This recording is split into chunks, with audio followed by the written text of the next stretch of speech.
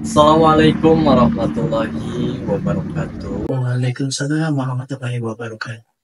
Selamat datang untuk teman-teman semuanya di channel YouTube Mentaris Production, yang mana ini merupakan konten pertama kita, perdana kita, yang dibungkus dalam Mentaris Podcast.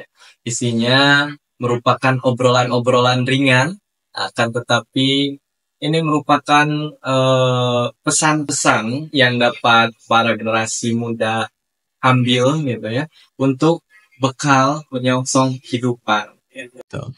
Dan ini jujur merupakan first experience bagi saya, pengalaman pertama saya menjadi seorang host gitu di acara podcast, yang mana nggak main-main gitu. Di pertama podcast aja teman-teman, kita udah bisa bersama dengan narasumber hebat kita tentunya. Jadi jika bertanya-tanya podcastnya mau ngebahas apa sih gitu ya. Nah, jadi teman-teman, kita akan membahas terkait dengan berani jujur, belajar integritas gitu, dari pengalaman seorang tokoh purna bakti pengawas negara. Nah, tanpa berlama-lama lagi, kita sambut bersama narasumber hebat kita, yaitu Bapak Dr. Andes Haji Idam Rahmat MSI. Selamat malam Bapak. Baik, selamat malam. Luar biasa ini kru Mencari Podcast. Bila pemirsa, mengucapkan Assalamualaikum warahmatullahi wabarakatuh. Wow.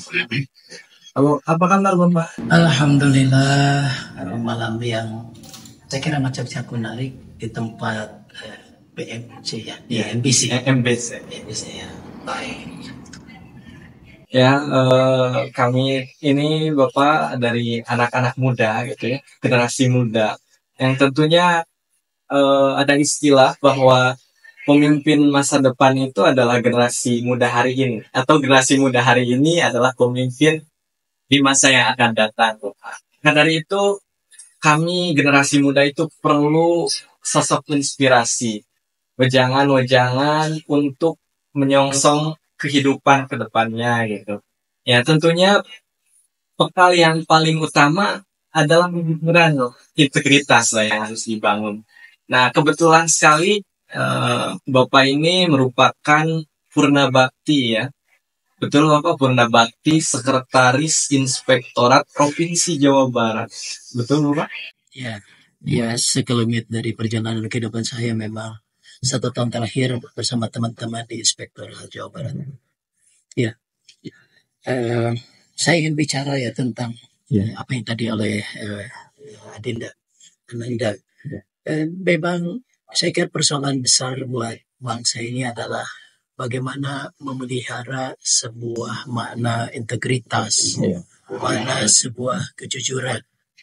Saya kira bangsa ini terlahir dengan sejumlah pengorbanan dari para founding father.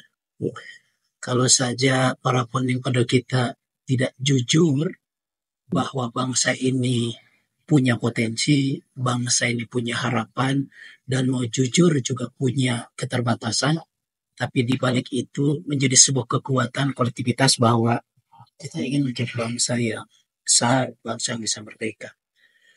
Bung Hatta mengingatkan kita sebagai salah satu founding father dan pernah menjadi wakil presiden pertama kita adalah bahwa tak ada harta pesaing yang berharga itu sangat terkait dengan kejujuran.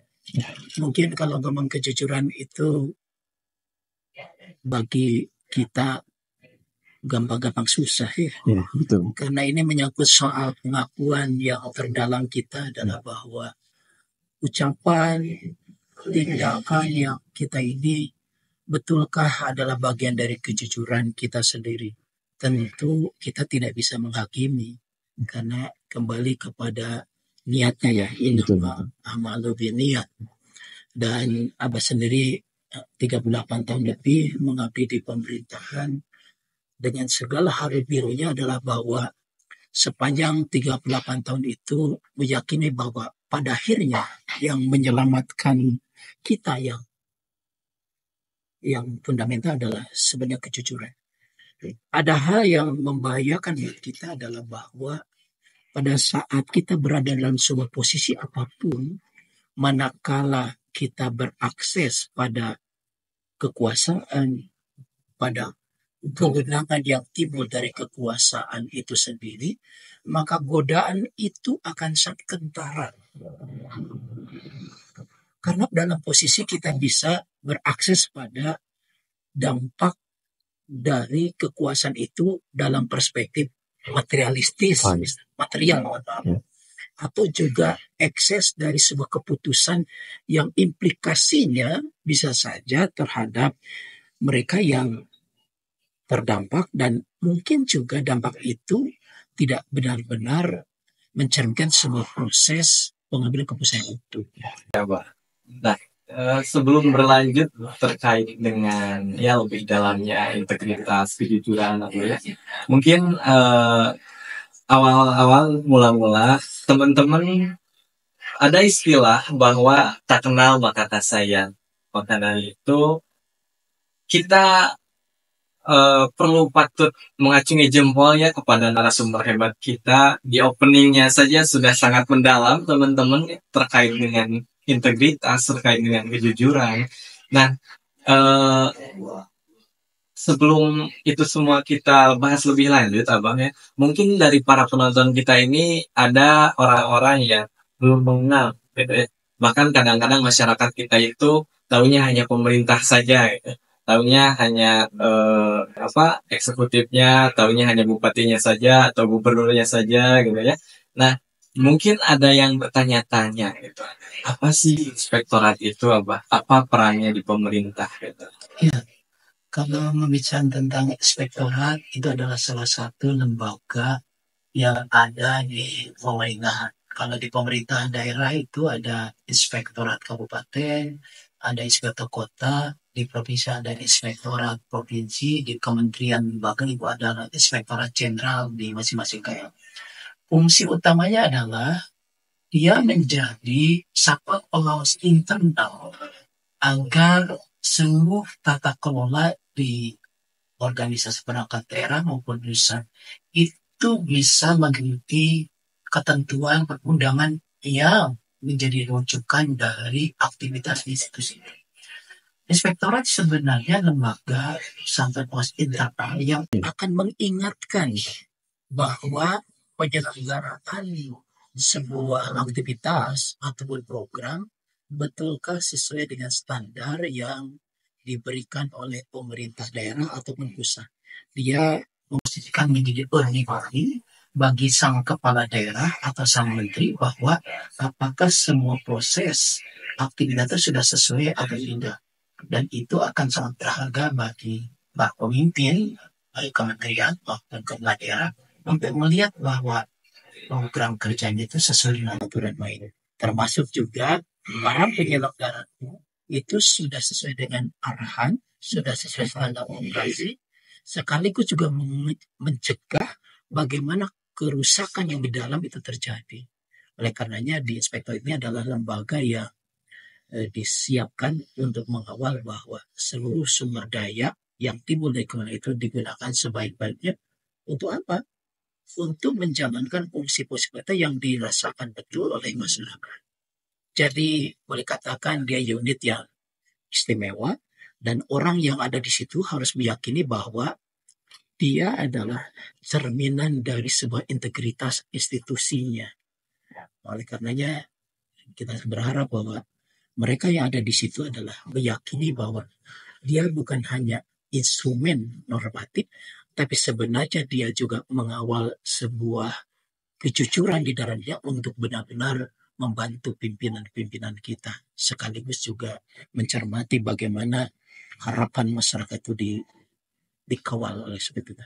Saya kira institusi itu menjadi institusi yang kehadirannya memang mengawal betul untuk tersenjanya. Saya kira itu cerita tentang itu. Tapi mungkin bagi anak-anak muda nggak benar-benar nyaman institusi apa sih? Karena memang institusi itu beda dengan badan pemeriksa keuangan. Kalau badan pemeriksa keuangan itu adalah auditor eksternal yang hasilnya itu bisa dipublish ke website.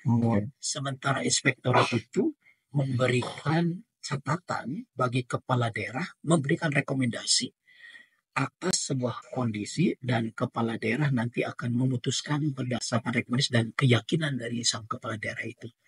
Ya, dengan kata lain bagi kita, dia menjadi tangan kanan untuk melihat bahwa timnya berjalan sesuai aturan, sebuah kegiatan efektif atau tidak. Seperti itulah kurang lebih seperti itu. Saya kira di setiap organisasi harus ada sesuatu. Kayak koperasi juga ya. Kalau di kegiatan apa pasti ada pengawas. Nah, itulah pengawas internal. Teman-teman ya sudah sedikit lebih mengetahui lebih mendalam lagi terkait apa itu inspektorat. Jadi mungkin ada sebagian dari kita yang tahu bahwa ada juga itu lembaga ya yang disebut legislatif lah, katakanlah DPR yang memiliki fungsi pengawasan. Dan ternyata di pemerintahan itu sendiri pun ya di eksekutifnya itu di internalnya itu ada juga gitu yang merupakan suatu instansi lah yang di sana itu merupakan pengawasan secara langsung lah yang ada di internal pemerintahan itu sendiri. Nah, Abah ya terkait dengan tadi mungkin inspektorat ini merupakan jejak hari terakhir Abah di pemerintahan selama tadi kalau nggak salah dengar saya itu selama 38 tahun di pemerintahan. Boleh dong Abah spill terkait dengan perjalanan Abah memulai gitu karir itu di pemerintahan. Ya, karir saya sih diawali dari sekolah pemerintahan dalam negeri, di mana tahun 88 Abah selesai melaksanakan tugas belajar atas penunjukan hasil sebuah seleksi, dan banyak kesempatan Abah dari lulusan itu juga bekerja di provinsi, di pemerintah daerah provinsi, lalu juga selesai tugas belajar ke Jakarta itu seperti pemerintah Abah juga diberi kepercayaan untuk mengisi sejumlah amanah baik di unit kepegawaian, unit kecamatan, juga unit kehumasan, unit perencanaan, dan saat balik ke provinsi tahun 2004, Abah kembali ke unit sekretariat daerah provinsi membantu sisi perencanaan, lalu kemudian di sisi desentralisasi di tata kelola pemerintahan, termasuk juga bagaimana pemekaran daerah otonom, dan dilanjutkan di sejumlah jabatan di badan perencanaan baik sisi pendanaan pembangunan, pemerintahan dan pembangunan manusia, dan di badan pendapatan untuk mengelola bagaimana perencanaan pendapatan dan mengelola perpajakan daerah. Dan terakhir di akhir pengabdian Abah itu, Abah ditugaskan menjadi salah satu personil di inspektorat untuk membantu pimpinan di situ. Tidak lama sih, hanya 1 tahun, tapi cukup memberikan pandangan bahwa pengawasan itu adalah bagian instrumen untuk terus mengingatkan bahwa kita harus terus memperbaiki cara ketaatan kita terhadap perundang-undangan. Dan itu tentu saja pada saat inspektorat itu menjalankan, ada sejumlah hal yang bisa diselamatkan oleh pemerintah daerah. Mungkin dalam pengelolaan keuangan yang tidak akurat itu diingatkan, dan akhirnya juga ada yang harus dikembalikan misalnya, dan tentu ada juga sejumlah pekerjaan yang tidak akurat itu diluruskan, dan juga sebuah peringatan kalau para pejabat personil itu tidak sesuai, itu juga mendapatkan semacam catatan-catatan yang akan berdampak kepada karir yang bersangkutan.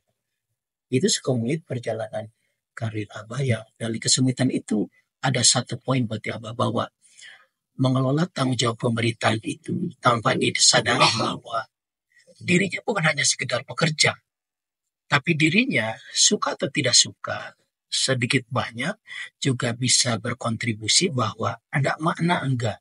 Kalau hanya memposisikan sebagai pekerja, tentu dibayar saja. Tapi birokrasi itu bukan hanya pekerja seperti buruh, tapi dirinya juga personifikasi dari sebuah kepemimpinan yang dia berjanji pada rakyatnya melalui mekanisme demokrasi. Tentu para birokrasi itu harus mengikatkan diri bahwa janji kepala daerah itu mengikat dirinya. Bukan itu kan janji kepala daerah. Instrumen operasional dari kepala daerah itu ada di birokrat. Boleh dikatakan adalah birokrat adalah instrumen untuk memungkinkan, enabling, termasuk juga mengawal bahwa janji itu bukan janji kosong. Maka birokrat yang dididik secara profesional dengan sejumlah pengetahuan dan keterampilan, dia bertanggung jawab. Bahkan kalau dikatakan ketidaksuksesan sang kepala daerah atau suksesnya, suka tidak suka adalah diwujudkan dari cara birokrasi itu memahami polisinya, lalu menginterpretasikannya, lalu mengimplementasikannya, dan berakuntabel atas implementasi itu. Sehingga kesuksesan sang kepala daerah, kesuksesan arahan dari sang kepala daerah pada dasarnya juga dicerminkan dari pemahaman sang birokrat itu. Birokrat terbaik adalah harus meyakini bahwa dia adalah tools untuk mewujudkan harapan-harapan masyarakat. Bahkan boleh katakan birokrasi yang baik, termasuk pejabat yang baik, adalah dia harus menjadi bagian yang menerjemahkan rasanya, katugenahnya, harapannya, termasuk juga kehidupan yang diharapkannya. Memang birokrasi itu tidak bisa menjadi pemuas semua hal, karena dia bukan alat pemuas. Betul. Tapi kehadirannya adalah menerjemahkan, mengagregasikan perbedaan-perbedaan yang beragam menjadi sebuah kebutuhan yang terstruktur di balik keterbatasan anggaran. Dan anggaran ini bukan sebuah hal yang harus dijadikan pembatasan keseluruhan, karena birokrasi tentu harus milih yang terbaik.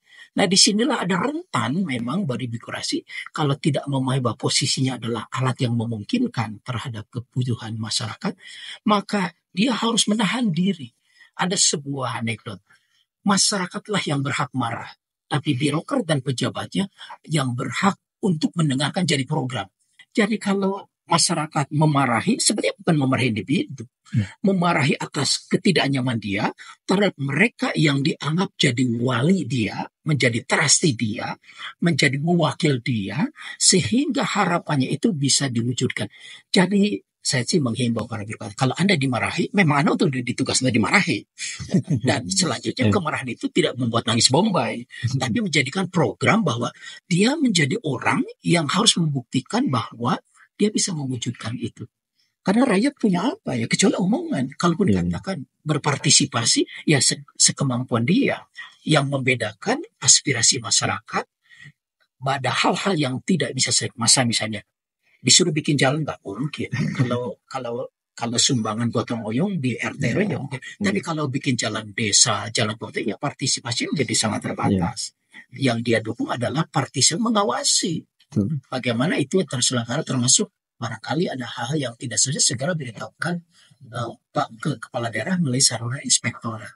Jadi sih saya berharap bahwa sebenarnya menjadi sebuah berkah luar biasa kalau birokrasi melihat bahwa dirinya menjadi pekerja, tapi sebenarnya dia juga bisa beramal banyak di situ. Dia bukan hanya pekerja, karena dia juga mencerminkan bagaimana memungkinkan harapan masih terwujud. Mungkin hal-hal semacam ini jauh di dalam lubuk hatinya, yang bisa mengingatkan bahwa manakala kekuasaan ada di tangan, siapa yang bisa menghentikan? Dirinya. Dan keyakinan bahwa dirinya akan ada di padang mahsyar, yang akan diadili oleh Allah SWT, dan tidak ada kekuatan lain kecuali dirinya. Oleh karena dia baik-baiklah. Tentu manusia memang selalu ada ruang antara niat dan kesempatan. Tapi yakinilah bahwa kehadirannya itu adalah temporer. Kehadirannya pasti akan ada masanya. Jadi jangan menyesal setelah tidak menjabat. Jangan menyesal setelah pensiun. Jadi berbuatlah maksimal mungkin, tentu dengan segala dinamika skala dalam ruang SOP-nya, ruang koridor kebijakan. Tapi yakini adalah bahwa dirinya bukan hanya pekerja, tapi dirinya juga adalah mewakili rasanya. Bayangin, apakah betul dia ini terlepas? Kalau dia memikirkan jalan, dia memikirkan puskesmas, dia memikirkan juga puskesmas pembantu, dia memikirkan madrasah, bukankah dirinya, anaknya, cucunya, tetangganya menikmati? Jadi bayangkan kalau dirinya atau dia bukan pemilik kekuasaan, dia adalah tools bagi sebuah kekuasaan untuk mewujudkan. Di dirinya juga dia harus berempati, karena pada dasar dia juga menikmati. Betul. Kalau tidak nyaman, rakyat pasti tidak nyaman juga kok. Angkot tidak bagus, transportasi tidak bagus, pasar tidak bagus, Coba bayangin kalau dia ke pasar, pasti nggak nyaman juga. Iya. Jadi ruang-ruang ini adalah bersendi dua. Bahwa dirinya adalah implementer dari kebijakan dari pimpinan-pimpinan, sekaligus dia penikmat dari kebijakan yang diwujudkan di dalam rogi seperti itu, baik-baiklah saya kira. Bahkan itu juga bersendi pada kenikmatan yang dia nikmati, keluarga dan semacamnya. Ini barangkali esensi kekuasaan di birokrasi pemerintahan. Dia bukan hanya pekerja, dia adalah mewakili sejumlah rasa dan harapan masyarakat. Yang tentu udah juga ada macam itu.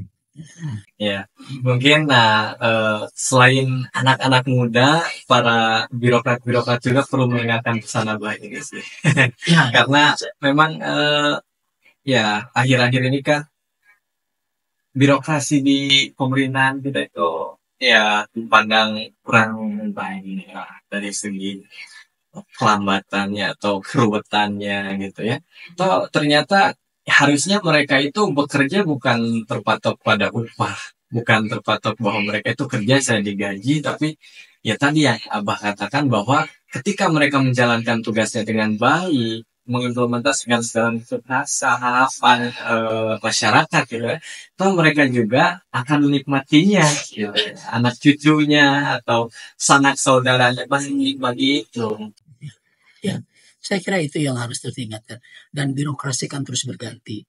Maka birokrasi muda atau mereka yang tatap bersama, pandailah itu adalah sebuah misi suci.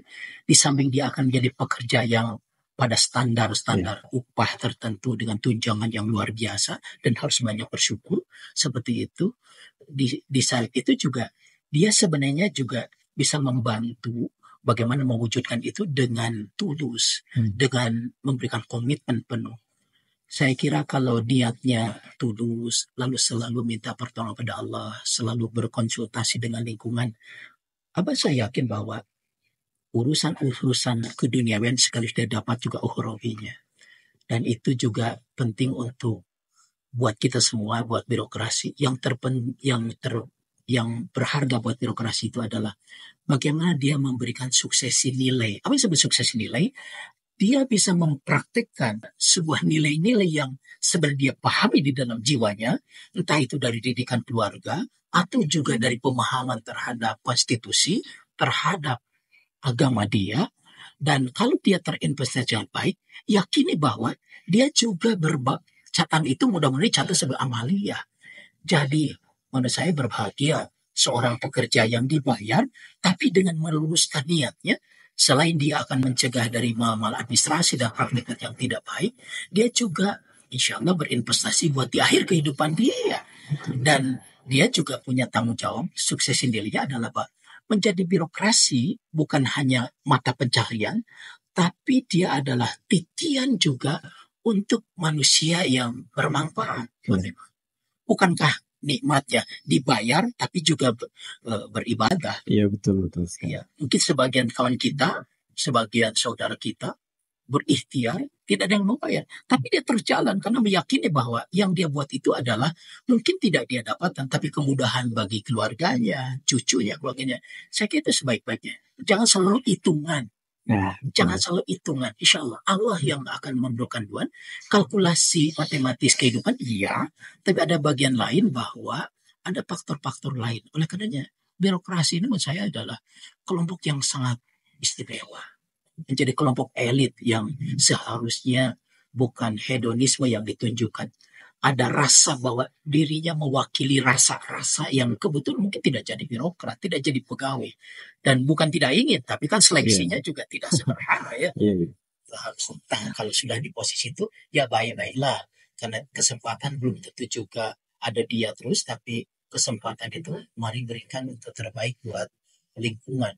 Saya kira itu pentingnya buat dan mudah-mudahan generasi muda melihat ruang itu adalah ini kesempatan betul bahwa menjadi birokrat bukan hanya jadi pekerja, kesempatan untuk mewujudkan menjadi harapan-harapan melalui mesin-mesin birokrasi yang bersentuhan dengan janji-janji bagi sebuah pejabat politik tertentu. Ya mudah-mudahan ini bukan hanya jargon karena ini adalah bagian yang harus kita perjuangkan. Apalagi indikator kemakmuran kita terus mengikuti dan kita insya Allah akan menjadi kelas menengah, middle income gitu, middle class.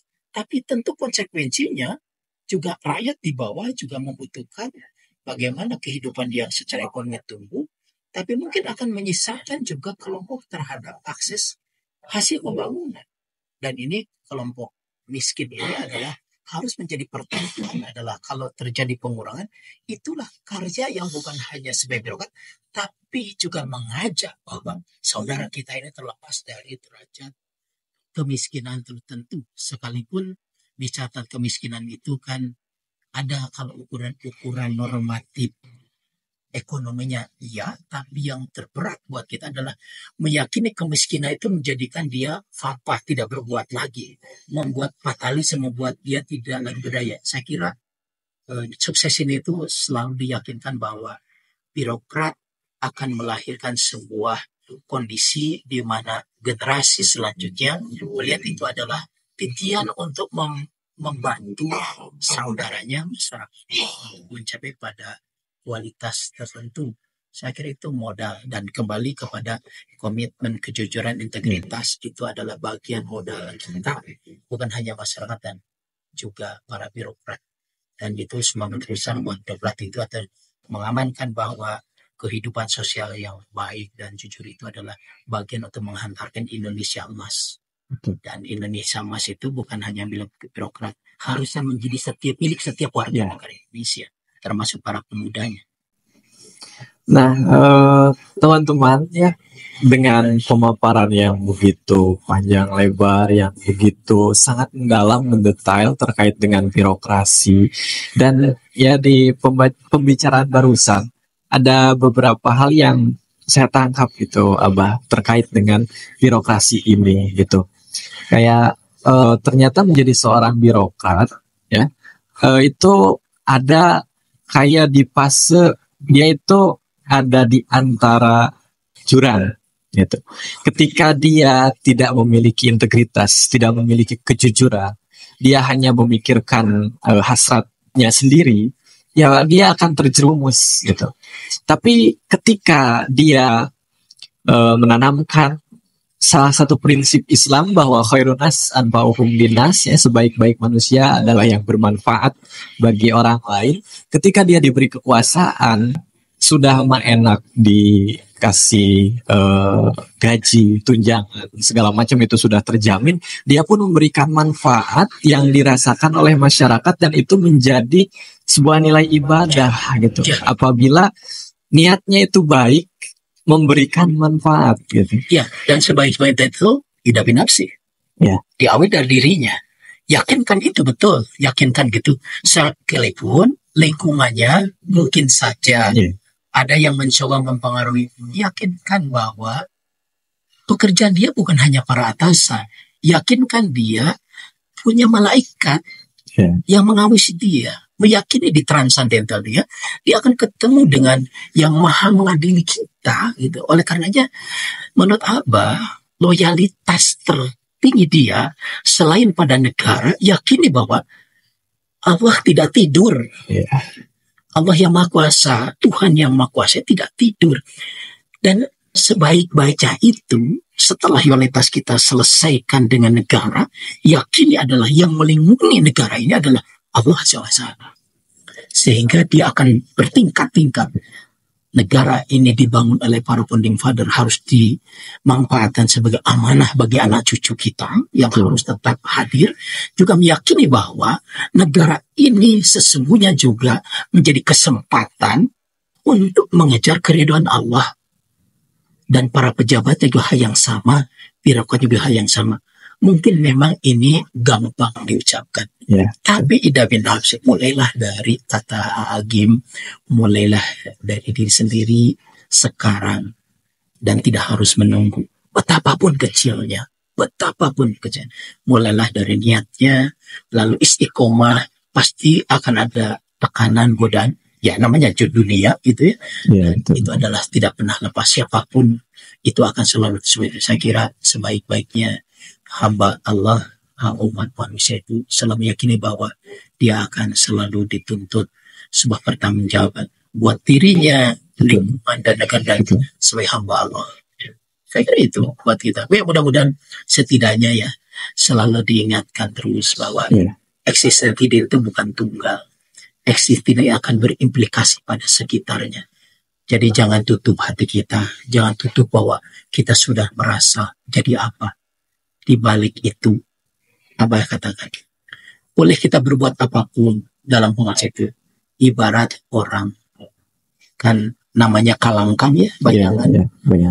Kalaupun kita bekerja, memberikan baju pada bayangan itu, memberikan kongkoro, lelepen, kalu, giwang, atau hiasan apapun. Tapi begitu matahari bergeser, apa itu? Ditinggalkan. Yang tersisa adalah perilaku. Dan itu saya kira kita doakan para birokrat itu terus mengingati bahwa dia adalah sebenarnya personifikasi dari diri dan keluarga serta masyarakatnya. Jangan lupakan, dia juga akan menikmati keikhlasan dan keseriusan pekerja itu terhadap lingkungannya juga. Yang mudah-mudahan mereka ini seringlah berkunjung kepada panti-panti asuhan, berkunjung ke dunia nyata, tidak hanya di meja yang dan terpenting juga kesempatan untuk aktif di lingkungannya. Jangan mau pensiun lah. Maka saya juga boleh katakan menikmati betul begitu pensiun itu ketemu dengan orang-orang yang berniat tidak pernah pikir tentang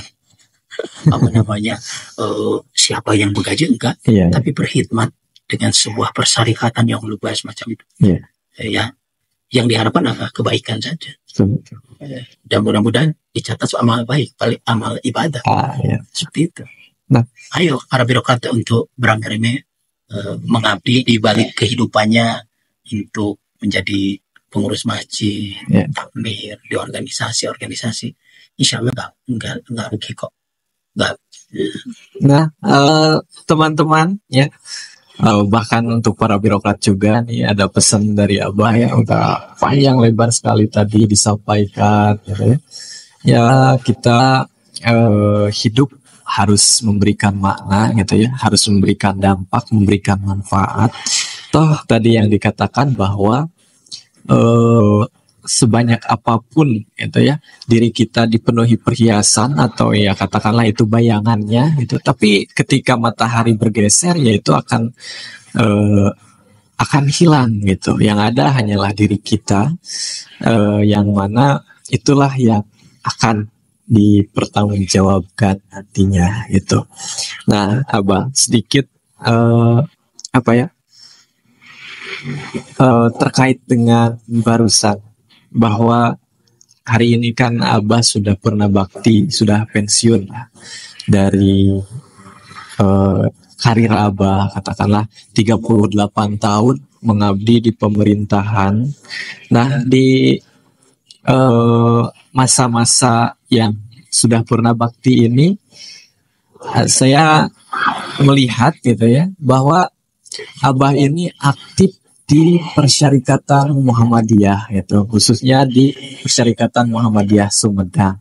Nah, yang saya ingin tanyakan adalah apakah Abah ini sudah terjun di Muhammadiyah itu sudah sejak lampau atau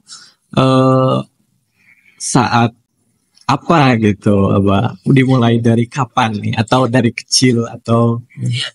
Ya, kalau ngomong tentang kiprah pertama adalah karir formal mungkin berakhir, tapi karir sebagai masyarakat, sebagai hamba Allah sebenarnya tidak pernah berakhir, hanya beralih frekuensi saja. Karir sebagai manusia tentu akan memberikan nilai prioritas tertentu. Kalau ngomong-ngomong terkait dengan persyarikatan, pertama adalah bahwa persyarikatan itu Abah sangat hormati karena menjadi alternatif bagaimana mengabdi dengan perspektif agama yang Abah tahu bahwa persyarikatan itu adalah salah satu kekuatan organisasi Islam di Indonesia yang didirikan 1912 oleh Kiai Ahmad dan kecintaan kita semua, yang memilih perjuangannya itu adalah perjuangan wasatiyah. Nah, persentuhan Abah dengan Muhammadiyah sendiri semuanya secara kultural itu tahun 90-an sudah berinteraksi dengan teman-teman Muhammadiyah. Juga Abah tahun 2004 juga membantu di sekolah filial Universitas Muhammadiyah Cirebon sebagai salah satu dosen di beberapa mata kuliah.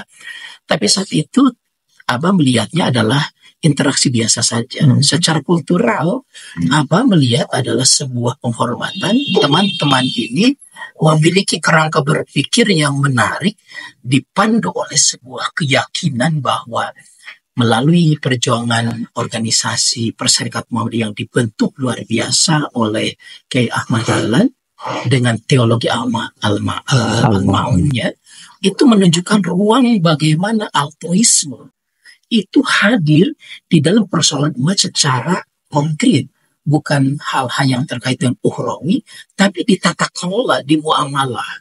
Sehingga melihatnya dari kejauhan secara kultural, itu ikuti terus berinteraksi teman-teman di beberapa kepengurusan.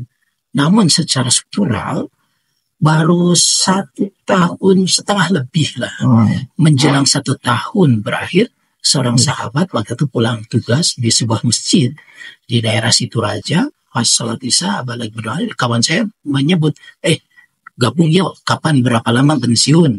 Nah, mungkin melihatnya supaya tidak ada kesulitan berinteraksi dengan kedinasan, walaupun tidak persis juga, karena ini organisasi masyarakat keagamaan yang tidak didudukan berbenturan dengan dina atau tidak.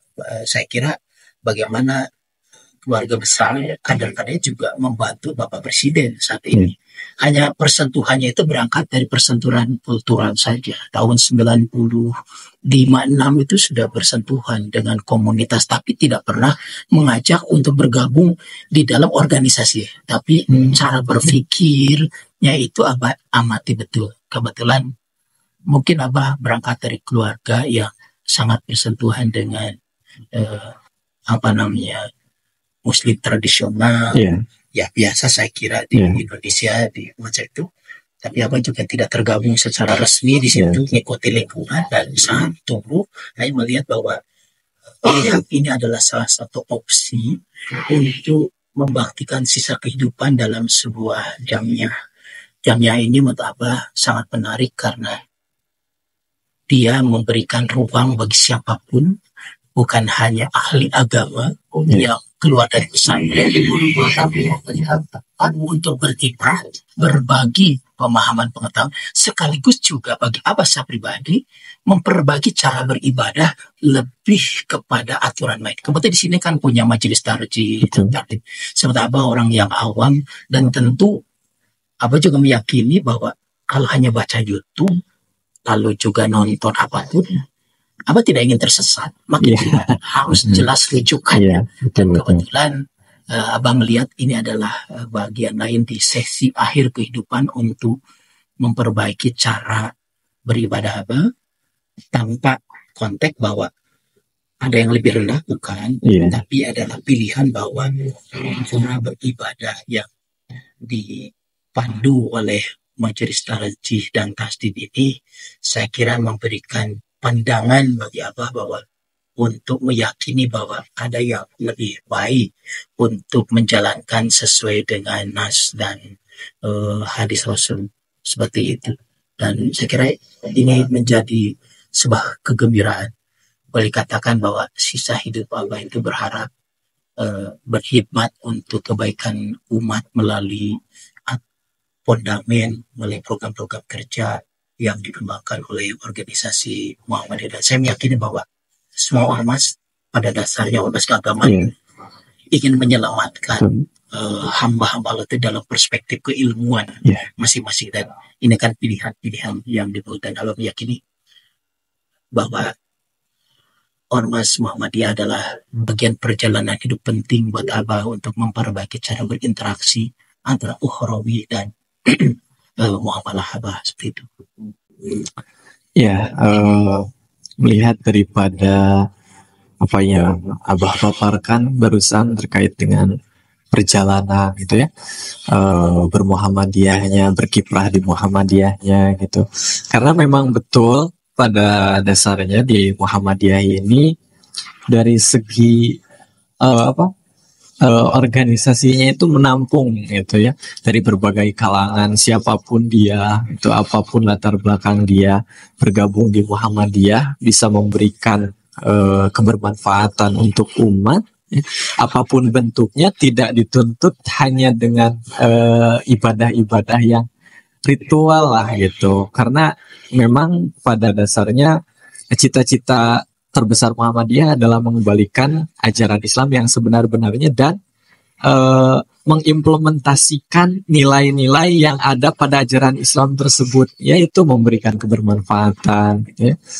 Ya itulah Muhammadiyah itu.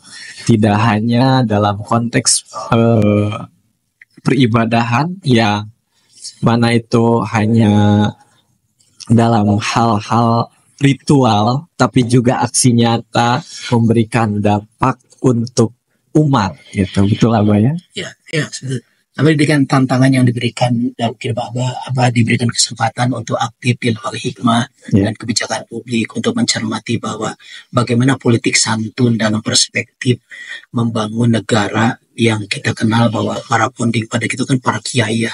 Dan bagi kita ini dia menyebut darul ahdi wa syahadah ya. Saya kira ini menjadi pembelajaran bahwa organisasi itu luar biasa. Organisasi akan mengawal bank negara ini sebaik mungkin dan kita menjadi support terhadap proses-proses perjalanan anak bangsa menuju tata kelola pemerintahan yang terus baik di tengah-tengah komunitas internasional.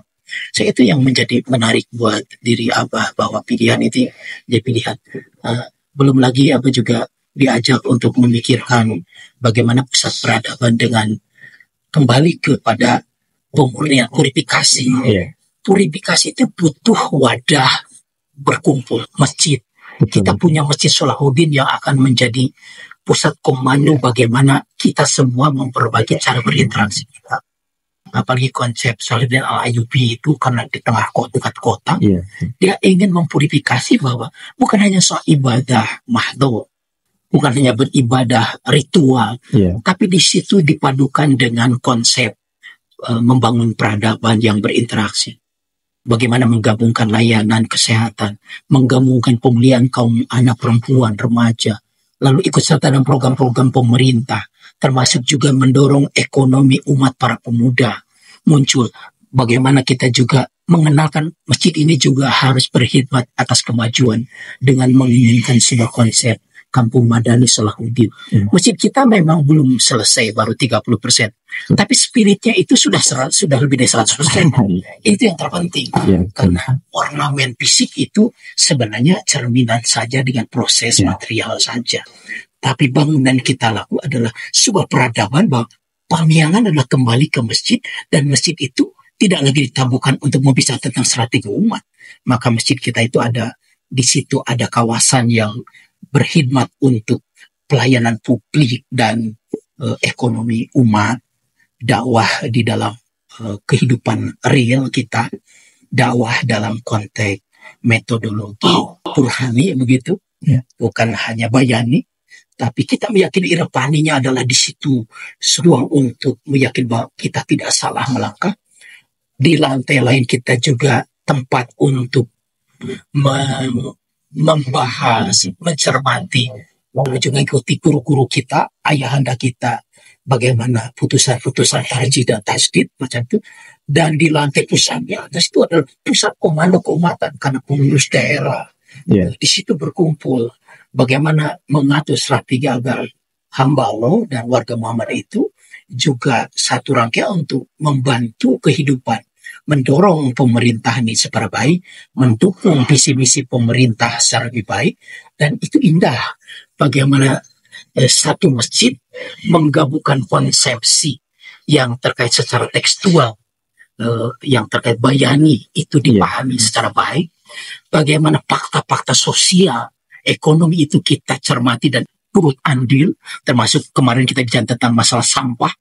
Dan sampah ini masjid ini apalagi ingin punya konsep masjid mandiri energi, tentu di dalamnya ada sampah yang harus membantu tidak keluar, tapi jadi entah itu recycle atau dirubah jadi barang produk yang dijual oleh pemuda kita.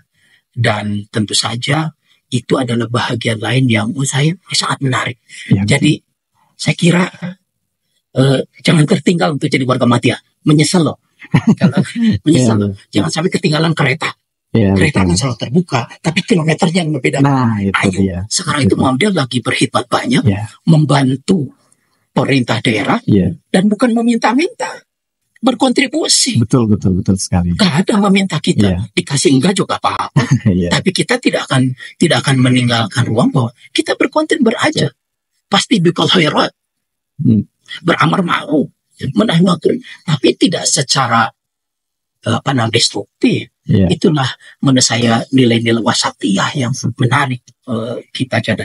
Jadi anak muda jangan sakit dalam tidak ada orang. Betul Orang sekali. tua aja juga mau, apalagi anak muda yang hebat. Ya. Itu saya. Nah, ya Muhammadiyah ini menarik lah teman-teman gitu. Kayak barusan yang Abah sampaikan terkait dengan masjid gitu ya, yang menjadi katakanlah itu pusat peradaban. Itu sebetulnya Abah banyak ditinggalkan oleh para pengurus-pengurus masjid hari ini ya. Karena ya yang menarik adalah ketika kita berbicara Muhammadiyah itu ya dalam segi bahasa artinya kan kita ini pengikut Nabi Muhammad yang mana di zaman Nabi pun masjid itu sebagai pusat peradabannya itu di sanalah Islam itu berkembang, masyarakatnya itu harmonis, di sanalah dunia mengenal Islam dari masjid lah gitu. Nah makanya untuk para pengurus-pengurus masjid yang lainnya juga bisa kembali kepada masjid itu ya atau fungsi masjidnya itu yang lebih luas lagi, bersentuhan kepada masyarakat bukan hanya dalam konteks ibadah, dalam konteks ritual, tapi juga dalam hal sosial, ekonomi, kemudian kemajuan peradaban itu mesti dibangun dari masjid. Iya, betul. Coba teman-teman sekalian lihat, kita bangga ada masjid warga Iya. di Jogja, namanya Joko Karian. Masjidnya kaya banget, tapi setiap impak dihabiskan untuk kebaikan, memberikan keberkahan buat lingkungannya. Dia juga menjadikan ruang untuk berkhidmat pada ekonomi. Dia ditopang oleh sistem keuangan yang bagus. Nah, ini tentu menginspirasi buat kita. Mari mempurifikasikan bahwa masjid hanya sekedar ibadah ritual. Tidak. Back to mosque, back to masjid itu adalah mari jadikan ini untuk memurnikan dan memperbaiki cara berinteraksi kita. Coba Ananda pikirkan, ada nggak tempat yang membuat kita masa nggak malu? Kalau di tempat-tempat lain, mungkin pada saat kita berbuat entah itu di tempat pertemuan, entah itu di hotel, mungkin pikiran kita ini tempat umum. Tapi kalau kita berpikir nakal, nggak bagus, masa sih ini masjid gitu? Paling tidak, masjid ini mengingatkan. Malu lah.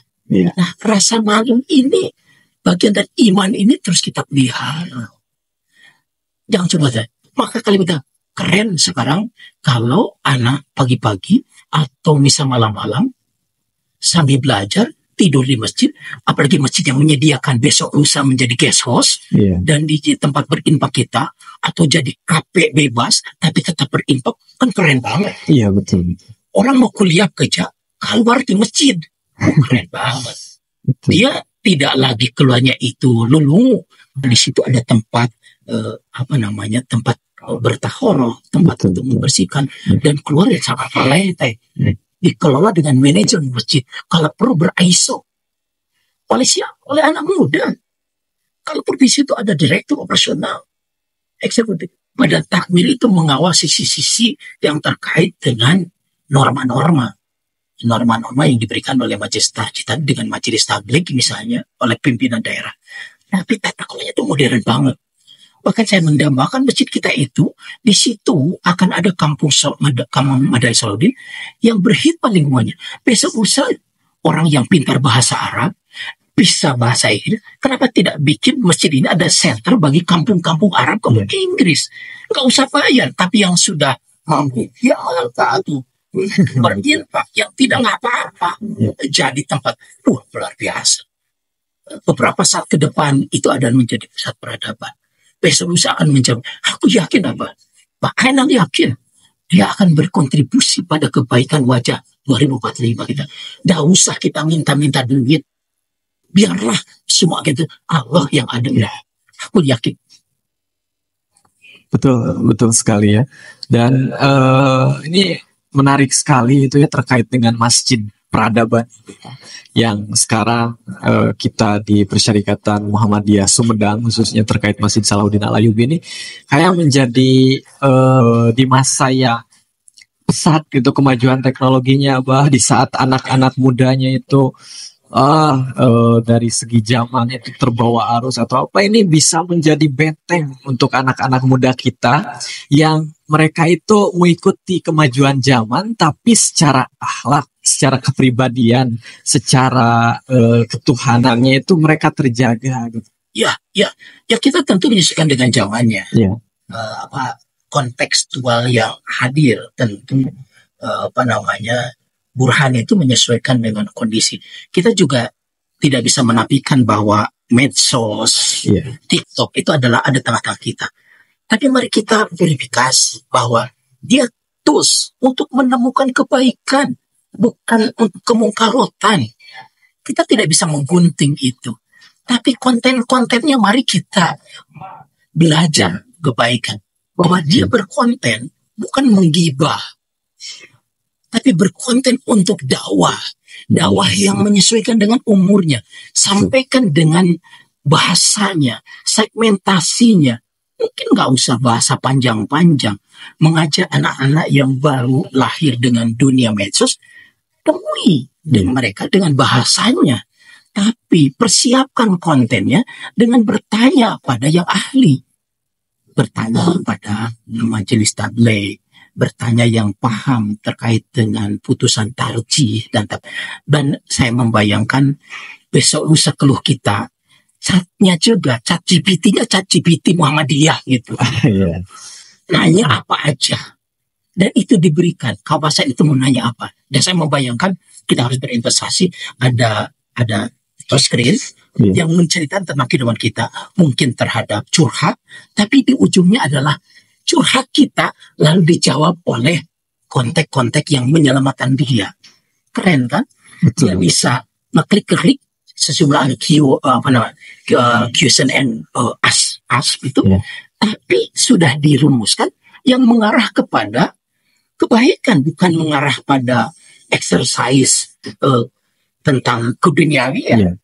Tapi opsi-opsi yang mengarah pada perbaikan. Saya kira ini challenge buat kita semua.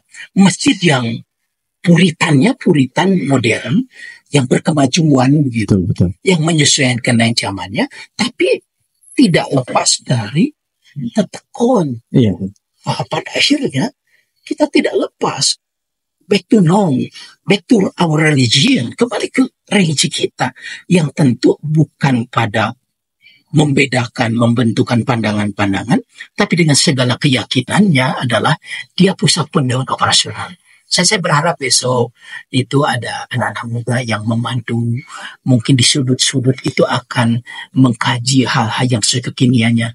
Kalau kita ke Masjidil Haram atau ke Nabawi, itu ada kok sudut-sudut tiang-tiang yang berdiskusi oleh pemandu-pemandu luar biasa, betul lah. Kita akan mendiskusikan banyak hal, tapi katanya para ulama, para pendakwa itu harus dididik baik. Di Gusti Salahuddin menjadi tempat buat kita dengan zamannya, dengan usianya. Mungkin dia ingin temu dengan sesama muda, tapi muda yang disiapkan baik seperti itu. Oke, itu saya kira. Ya, dan saya cukup menangkap satu hal pembahasan yang sangat menarik tadi, bahwa Abah berkeinginan kuat, bercita-cita bahwa suatu saat di masjid itu ada satu touchscreen yang mana di situ tuh ya bisa curhat, yang mana nantinya akan dibalas dengan pengarahan-pengarahan lah ya. Nah, dan saya rasa inilah yang diperlukan generasi-generasi muda kita hari ini, Abah, karena ada yang mengatakan bahwa generasi muda kita hari ini tuh generasi strawberry. Jadi mereka itu indah dilihat, tetapi ketika mendapat tekanan mereka itu ya mudah hancur gitu. Ya. Jadi ya katakanlah kan hari ini yang fenomenalnya itu ketika anak-anak muda kehilangan arahnya itu mereka larinya ya ke psikolog gitu ya. Mereka mungkin yang mempunyai uang bisa pergi ke psikolog gitu. Tapi untuk mereka-mereka yang katakanlah saya ini kehilangan arah, saya ini punya perasaan tertekan atau apa, pasti ya nauzubillahnya mereka kebanyakannya lari kepada hal-hal yang negatif. Nah mungkin ini bisa menjadi solusi ya daripada Masjid Salahuddin Al-Ayyubi, yang mana masjid mengarah kepada kemajuan peradaban, yang mana mencetak nantinya generasi-generasi yang kuat secara pondasi mentalnya, psikisnya, kemudian kepribadiannya. Ya, itu saya kira tantangan buat manajemen Salahuddin. Saya kebetulan juga diamanahi untuk menjadi panitia bersama teman-teman juga mengelola itu. Tentu perspektifnya adalah menyesuaikan dengan kondisi. Ya, betul. Anak-anak muda ini tidak lagi merasa sungkan ke masjid. Ke masjid. Karena Masjid Salahuddin itu ada masjid peradaban. Ada, mau makan itu ada, mau berlatih misalnya tentang ekonomi umat. Mungkin di situ adalah bagaimana membuat jamur merah, lalu juga membuat kompos. Saya kira ruang konsep itu real, itu yang dilakukan. Ada bagian-bagian bicara tentang hubungan-hubungan muamalah. Ada bagian juga dia ingin menemukan Tuhan yang terbaik. Oleh karena di Badan Takmir itu harus juga memikirkan bagaimana narasumber itu juga terus dipelihara. Kaderisasi yang sesuai dengan kelompoknya juga disiapkan. Sehingga mungkin seperti zaman sekarang ada waktu perjanjian bertemu sehingga kita tidak terhalangi aktivitas berjanji di mana di tempat masjid itu. Kita juga ada semacam counseling corner misalnya. Dan kita buat seperti itu sehingga orang kalau ada apa-apa, pusing nih, ingin mengkafe, ya masjid itu kasih tempatnya gitu.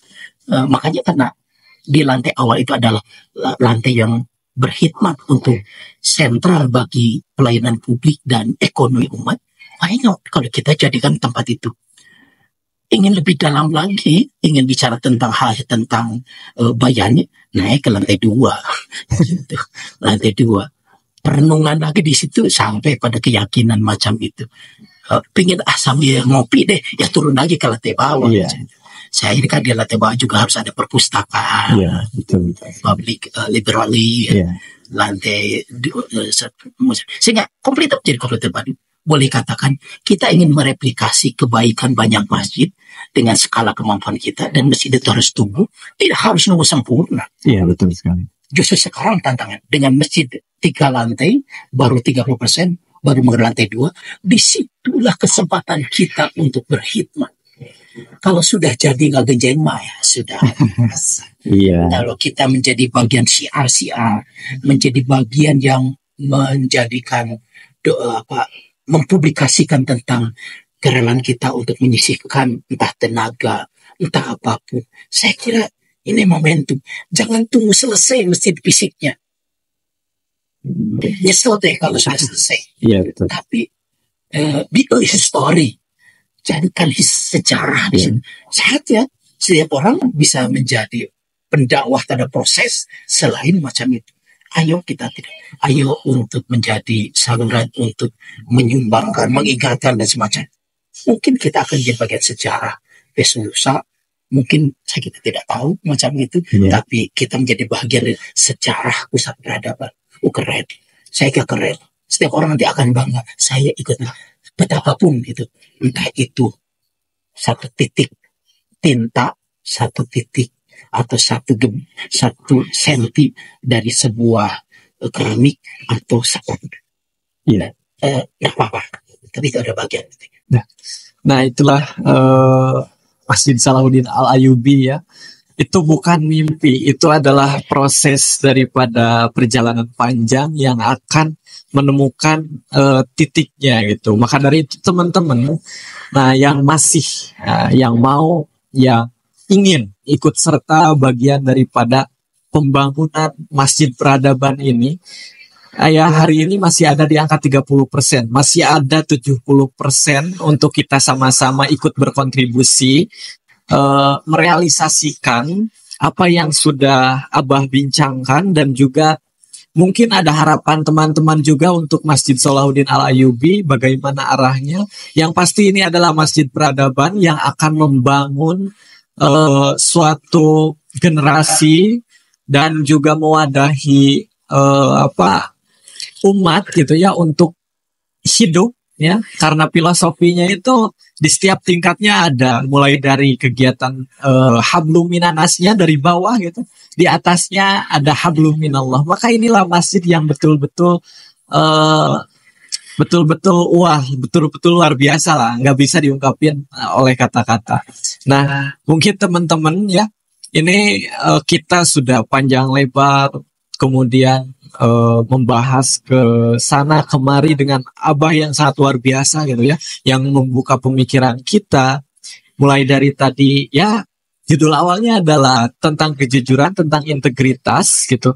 Tapi lebih dari itu, nah yang saya katakan bahwa narasumber kita memang luar biasa, nggak hanya integritas, nggak hanya kejujuran yang beliau bekali kepada kita, tetapi juga pengalaman, kemudian gagasan yang harus anak-anak muda ini realisasikan dan lebih pertajam lagi gitu. Keinginan untuk terus semangat untuk bermakna di kehidupan itu. Nah, mungkin teman-teman ya, karena waktunya juga udah sangat panjang berbincang-bincang gitu. Ya, mungkin di segmen selanjutnya kita bisa lebih lanjut lagi berbincang-bincang gitu ya, untuk teman-teman kita juga lebih mengenal alur kehidupannya, kemudian persyarikatan Muhammadiyah itu seperti apa, bahkan Masjid Peradaban ini pun yang sedang kita garap, progresnya bagaimana, pasti teman-teman akan penasaran lagi lebih lanjut. Ya, Alhamdulillah. itu ya, mungkin terima kasih semuanya yang sudah menonton video ini. Jangan lupa like and subscribe ya, dan terus ikuti channel YouTube ini karena di dalamnya ada keberkahan gitu ya, pastinya ada ilmu-ilmu yang bisa diambil untuk bekal kehidupan ya. Ya, terima kasih Abah atas waktunya. Saya Danda Yudhistira sebagai host pamit undur diri. Wassalamualaikum warahmatullahi wabarakatuh. Waalaikumsalam warahmatullahi wabarakatuh.